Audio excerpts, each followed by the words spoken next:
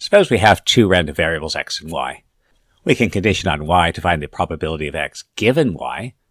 We can then use this to find the conditional expectation and the conditional variance.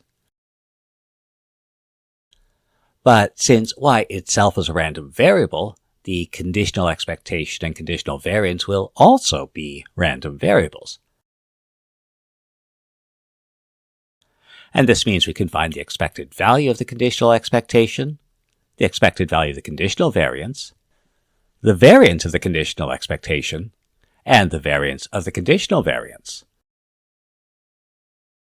For example, let's go back to our joint distribution. Let's find our expected value and variance, the PMF for that conditional expectation, and then use that to compute the expected value of the conditional expectation. So we can find our expected value of x.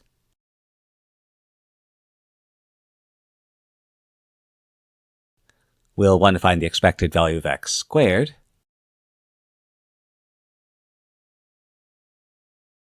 So we can get the variance. The value of the conditional expectation depends on the value of y, so we'll construct a table of its possible values and their probability. So y is either equal to 1 or 2 with probability.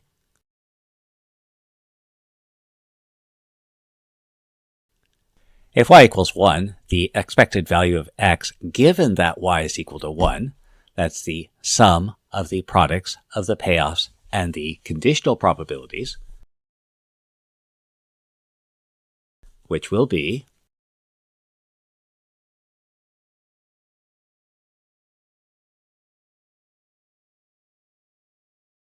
if y equals 2, the expected value of x given that y equals 2 will be the sum of the products of the payoffs and the conditional probabilities, which will be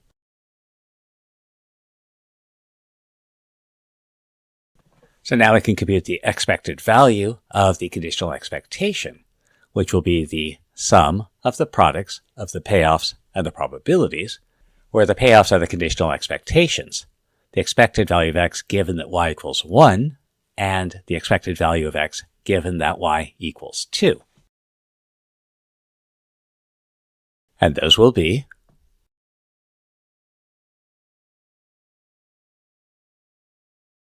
Now for the variance, we need the expected value of the squared values. So again, that's the sum of the products of the payoffs and the probabilities. So that will be And so the variance will be this minus the square of the expected value, which will be Notice that while the variance of the conditional expectation was a new value, the expected value of x and the expected value of the conditional expectation were the same. This was coincidence, or was it? Well, let's consider. So let's find the expected value of the conditional expectation. Now here the payoffs are the conditional expectations for the different possible values of y, and the probabilities are the probability that y is that value. And so the expected value of the conditional expectation is, but the conditional expectation is itself an expected value. Remember, that's the sum over all possible values of x times the payoff x times the probability given that y has a specific value.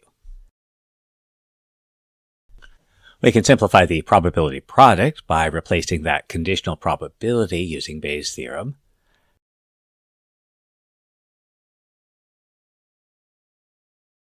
Since we're summing over all possible values of x and y, we can switch the order of the summation. We can do this because it's a finite sum. If it's an infinite sum, we can still do it as long as we meet certain conditions, which will generally happen when we're working with probabilities. But now, since the inner sum is over y, then x is effectively constant, so we can remove it from the sum. And now this inner sum is just the marginal probability of x, and now our sum is just the expected value of x. Consequently, this proves, for a sufficiently broad definition of proof, that the expected value of the conditional expectation is just the expected value of the random variable. And the important thing here is that if you already know the answer, you don't need to ask the question.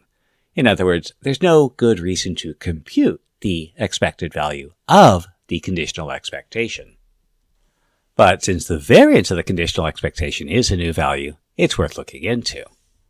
What about the expected value and variance of the conditional variance? We'll take a look at those next.